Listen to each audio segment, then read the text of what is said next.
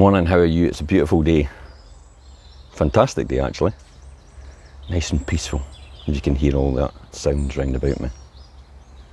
So today we're going to talk about fear and go on that subject. So talk about false evidence appearing real.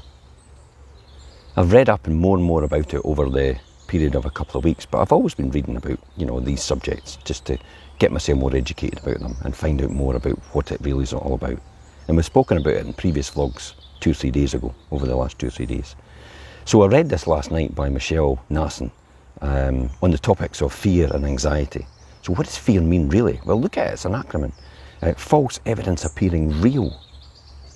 So how do you handle fear? Well, I'm not talking about the roller coaster ride that leaves fear and you craving more. I'm talking about the what if. The type of fear that shows up unexpectedly. You know the feeling. Everything's going right in your life. Work is steady. Your relationships are fulfilling. Your kids are doing well.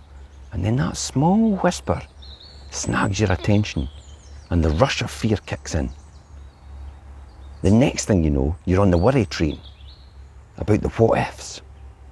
And it's all the joy that you had once a wee while ago has now disappeared. You're lost in the future and now your heart's racing. That's fear. That's what I'm talking about.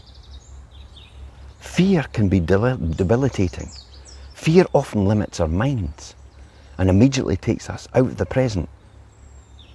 And then when just 2 minutes ago we were experiencing contentment. So what just happened? Fear is the central nervous system and it's the way of alerting us that something's wrong. It signals us to pay close attention to what we're feeling in the moment. So why does it sometimes show us up in moments when we're actually feeling safe, calm and at ease? Well, in our book, Feel the Fear and Do It Anyway, Dr. Susan Jeffers states, if everybody feels fear when approaching something totally new in life, and yet so many are out there doing it, despite their fear, then we must conclude that fear is not the problem. She later states is that fear is not the problem, but how we hold the fear. And think about that. I always think about it's not what you're fearing, it's how you react to it is the most important thing. And the people that tend to move on are the ones that react to it in a positive way and use it to their advantage.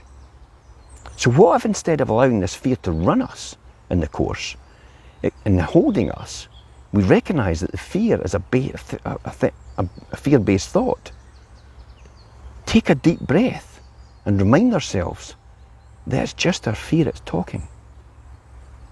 It's much more powerful when we take the step back from running these fearful situations over and over in our minds and instead choose to love ourselves throughout that fear. So how do we take a step back if in those what if moments it takes practice and showering yourself with grace? So what I mean by that? Well, notice your thoughts. Notice what you're thinking right now and how those thoughts are making you feel. A lot of the times under those thoughts, we usually feel afraid, unsafe, uneasy, and overwhelmed. But that's okay. Just notice them and how you're feeling. You don't need to act on them. So breathe into the present moment. Take a deep breath. Slowly in and slowly out. And exhale. If you can count to 5 on each inhale and exhale, it will help you regulate your central nervous system and help you to relax in the moment. I'm feeling relaxed already doing that. And your sitting and feeling of your feet on the ground as well, and where you're resting against, feeling that as well on your body. That'll take you out the present moment and actually help you relax. So choose love over fear. Remember the negative thoughts that invoked the fear earlier. Begin to ask yourself, is this really true? By asking yourself the question, it begins to pull you out of fear and back into the moment. If the question seems to evoke more negative thoughts, you could practice positive affirmations. Positive affirmations are a very, very powerful tool in neutralising any negative thoughts. So here's a few to try. I am willing to release my fears. I release those negative thoughts with ease and trust in the process of life.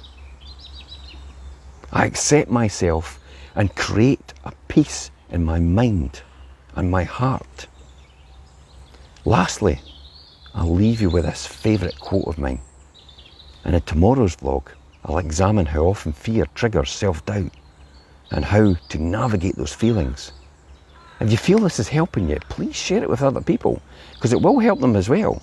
We all have fear, and this is ways to overcome it. In the film Coach Carter, Samuel Jackson says, "Our deepest fear is not that we're inadequate. Our deepest fear is that we are powerful beyond all measure. It's our light, not our darkness, that most frightens us." And we ask ourselves, who am I to be brilliant, gorgeous, talented, fabulous? Actually, who are you not to be? You're a child of God. Your playing small doesn't serve the world. There's nothing enlightening about shrinking so that others won't feel insecure around you. We're all meant to shine as children do. We were born to make manifest the glory of God that is within us. It's not just in some of us, it's in everyone.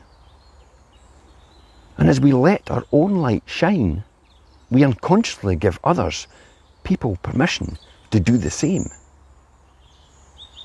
As we are liberated from our own fear, our presence automatically liberates others.